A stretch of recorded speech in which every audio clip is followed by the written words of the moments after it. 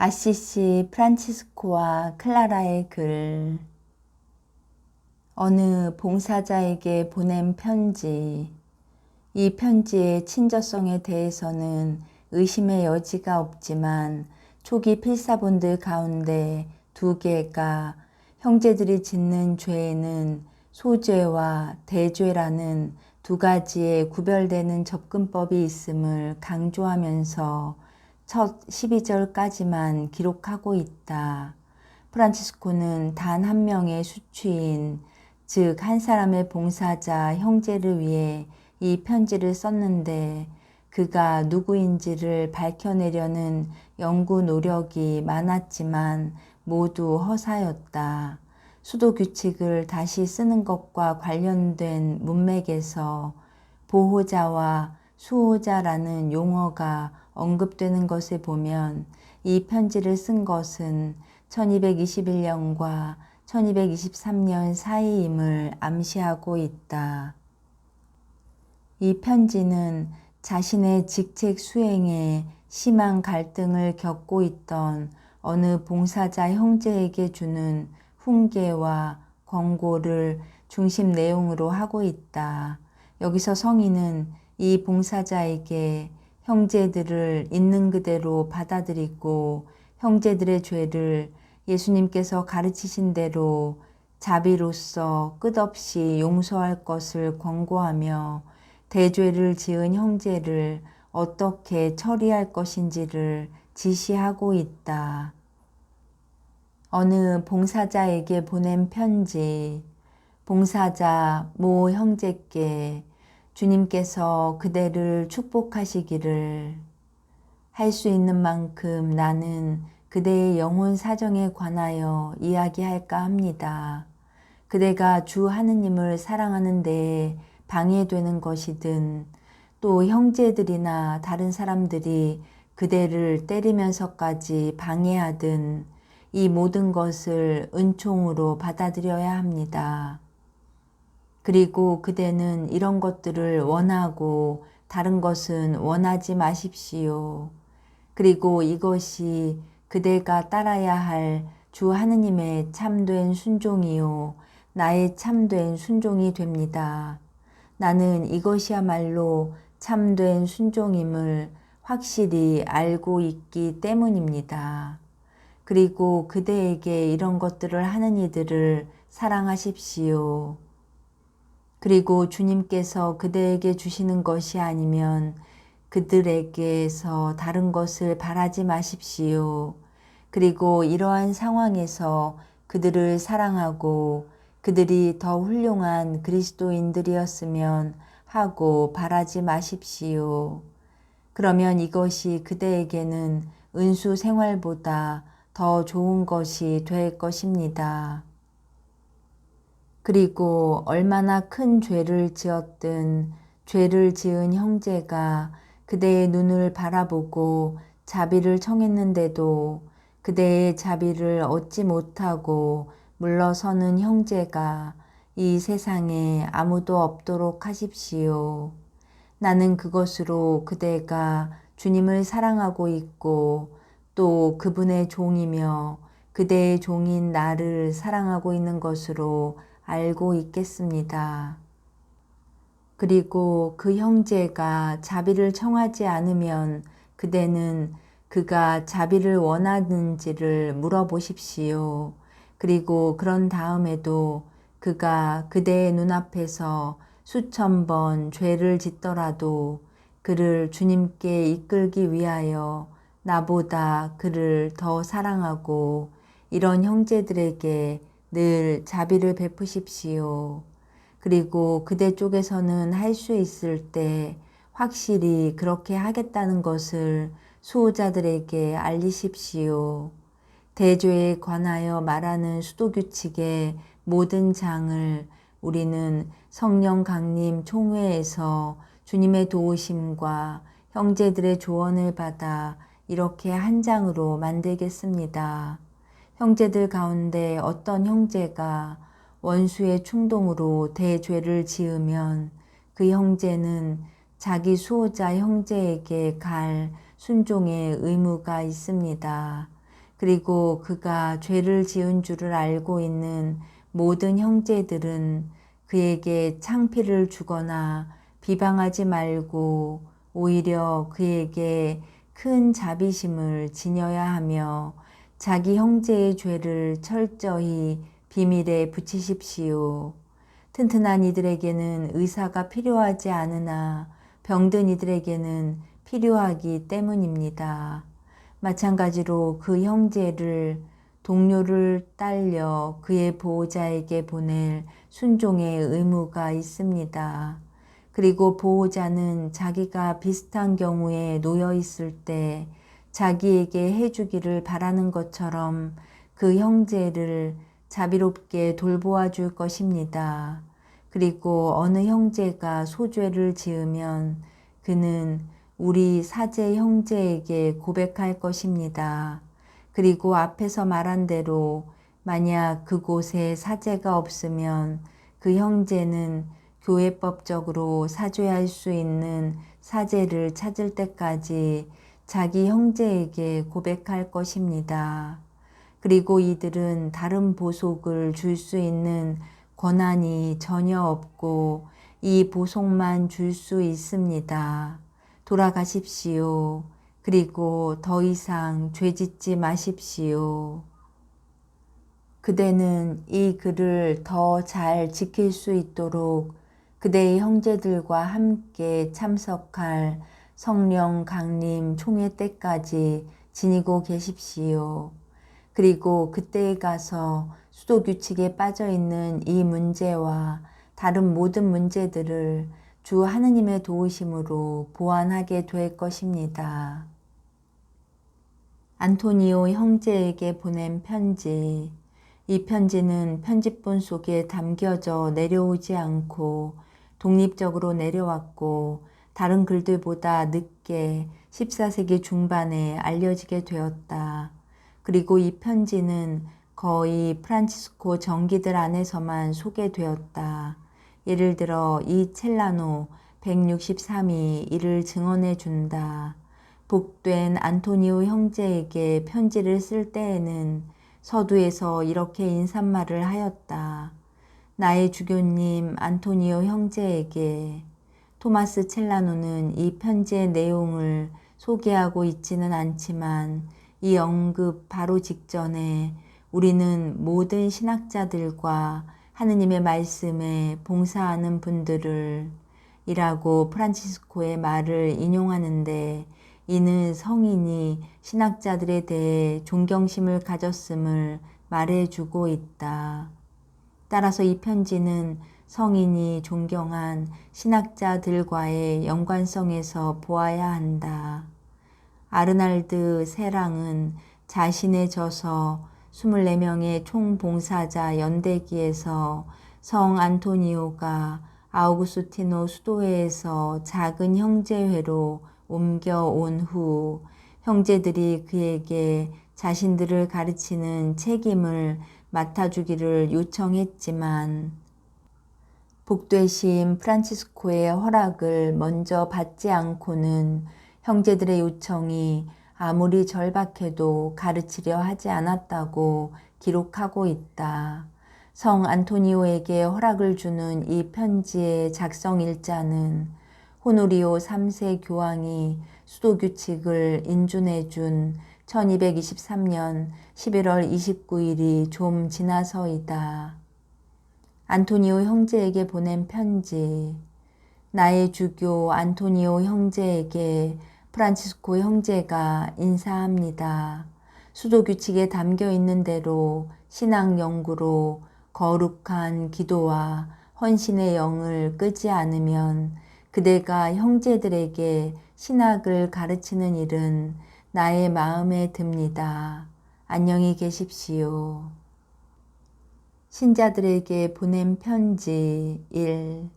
이 신자 편지가 프란치스코를 단독의 저자로 두고 있는 반면 이 편지는 한 그룹을 저자로 두고 있다.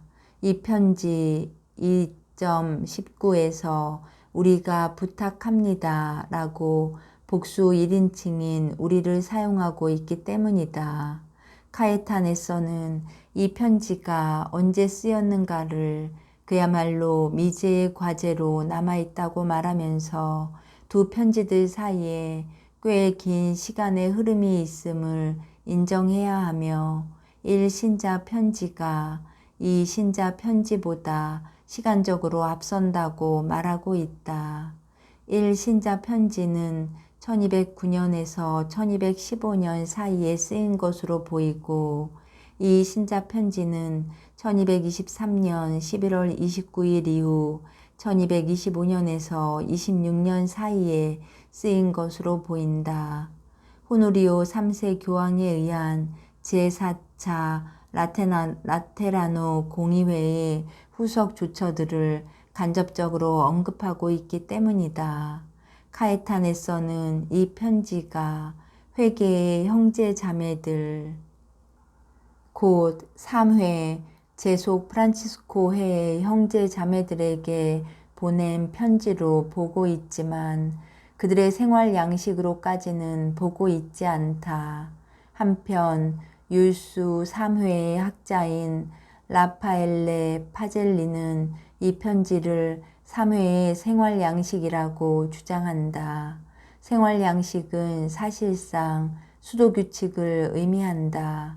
그런데 작은 형제회의 학자인 카를로 파울라치는 이 편지가 회계의 형제 자매들에게 보낸 편지도 아니고 그들의 생활 양식도 아니라고 주장한다. 그러니까 두 사람의 주장을 모두 부인한다. 그 때문에 이 편지를 누구에게 썼는지 또 이 편지가 어떤 성격을 지니는지는 여전히 논쟁의 대상이 되고 있으나 최근에는 죄 중에 있는 신자들을 포함하여 모든 신자들에게 보낸 권고와 찬미의 편지로 이해되는 경향이다. 이 편지는 프란치스코의 편지들 가운데 사실상 첫 자리를 차지한다고 볼 수 있으며 3회의 형제 자매들만이 아니라 1회 및 2회 수도자들 모두에게도 지극히 중요한 프란치스코 영성의 핵심 요소들을 담고 있다. 신자들에게 보낸 편지 1. 제1장 회개하는 이들 주님의 이름으로 마음을 다하고 목숨을 다하고 정신을 다하고 힘을 다하여 주님을 사랑하고 자기 이웃을 자기 자신처럼 사랑하며 자신들의 육신을 그 악습과 죄와 더불어 미워하고 우리 주 예수 그리스도의 몸과 피를 받아 모시며 회개에 합당한 열매를 맺는 모든 사람. 그런 일을 실천하고 그런 일에 항구하는 남녀들은 얼마나 복되고 얼마나 축복받은 사람들인지 주님의 영이 그들 위에 머물고 그들을 거처와 집으로 삼으실 것이며 그들은 아버지의 일을 하는 천상 아버지의 아들들이고 우리 주 예수 그리스도의 정배들이요 형제들이며 어머니들이기 때문입니다. 성령으로 말미암아 신실한 영혼이 우리 주 예수 그리스도께 결합될 때 우리는 정배들입니다. 하늘에 계신 아버지의 뜻을 실천할 때 우리는 그분의 형제들입니다. 신성한 사랑과 순수하고 진실한 양심을 지니고 우리의 마음과 몸에 그분을 모시고 다닐 때 우리는 어머니들입니다. 표앙으로 다른 이들에게 빛을 비추어야 하는 거룩한 행위로서 우리는 그분을 낳습니다.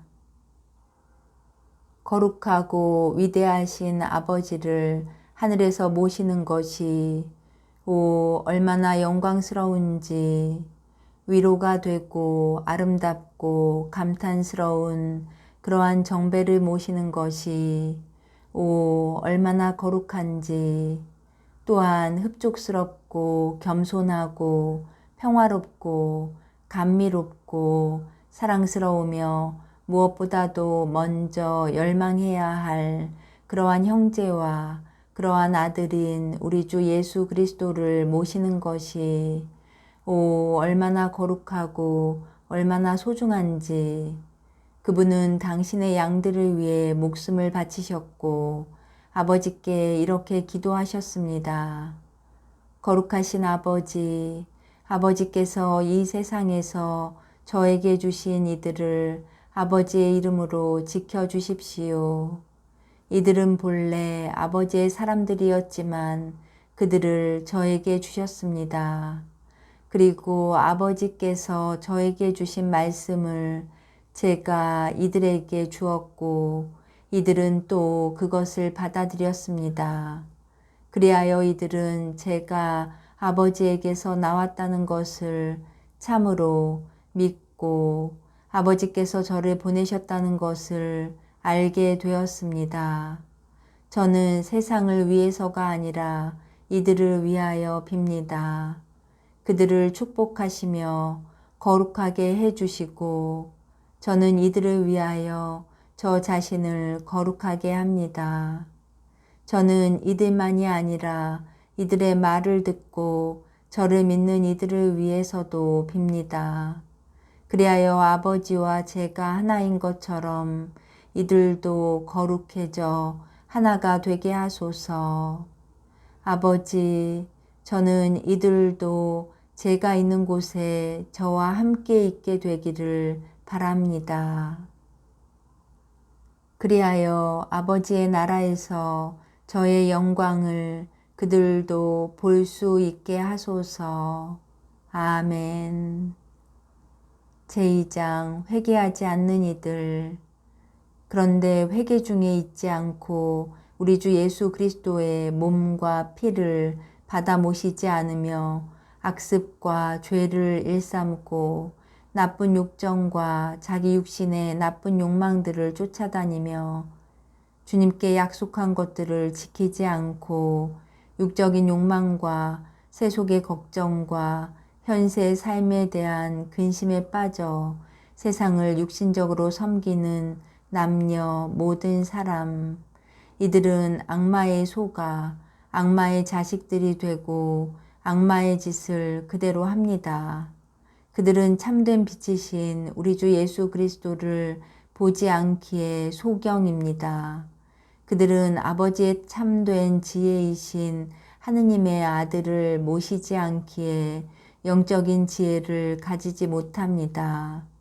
그들에 관하여는 그들의 온갖 재주도 엉클어져 버렸도다 라는 말도 있고 당신 계명을 떠나 헤매는 자들은 저주받은 자들입니다 라는 말도 있습니다. 그런 사람은 악을 보고 알아채며 악을 알고 행하며 알면서도 영혼을 잃습니다. 보십시오, 소경들이여. 그대들은 그대들의 원수들인 육과 세상과 마귀에 속았습니다. 왜냐하면 죄를 짓는 일은 육신에 달콤하고 하느님을 섬기는 일은 육신에 쓰기 때문이며 복음에서 주님께서 말씀하시는 바와 같이 모든 악습과 죄는 사람의 마음에서 솟아나오기 때문입니다. 그리고 그대들은 현세에서나 내세에서나 아무것도 가지지 못합니다. 그리고 그대들은 현세의 헛된 것들을 오랫동안 소유할 것이라고 생각하였지만 실은 속았습니다. 그대들이 생각지도 못하고 알지도 못하며 무시해버리는 그 날과 그 시간이 올 것이기 때문입니다. 육신은 쇠약해지고 죽음은 다가옵니다. 마침내 쓰디쓴 죽음을 맞고 세상을 떠납니다. 그리고 언제 어디서 어떻게 사람이 죽든 보상을 할 수 있는데도 보상을 하지 않고 보속과 보상 없이 대죄 중에 죽으면 당해보지 않고는 아무도 상상할 수 없는 격렬한 고통과 시련 중에 마귀는 그의 몸에서 그의 영혼을 빼앗아 갑니다. 그리고 가지고 있다고 여겼던 모든 재능과 권력과 지식과 지혜를 빼앗깁니다. 그리고 그는 친척들과 친구들에게 재산을 넘겨주고 이들은 그것을 받아 서로 나눕니다. 그러고서 그들은 나중에 말합니다. 그는 우리에게 더 많이 줄 수 있었고 나누어 준 것보다 더 많이 모을 수 있었을 텐데 그의 영혼은 저주나 받아라. 벌레들이 시체를 먹어버립니다. 이리하여 그는 짧은 이 세상에서 육신과 영혼을 잃고 끝없이 고통받을 지옥으로 갈 것입니다. 이 편지를 받으시는 모든 이들에게 하느님이신 사랑 안에서 우리가 부탁합니다. 위에서 언급한 우리 주 예수 그리스도의 향기로운 말씀들을 거룩한 사랑으로 잘 받아들이십시오. 그리고 그를 모르는 사람들은 읽어달라고 자주 부탁하십시오. 그리고 이 말씀들은 영과 생명이니 거룩한 행위로 끝까지 간직하십시오. 그리고 이것을 실행하지 않는 사람은 우리 주 예수 그리스도의 심판대 앞에서 심판날에 셈 바쳐야 할 것입니다.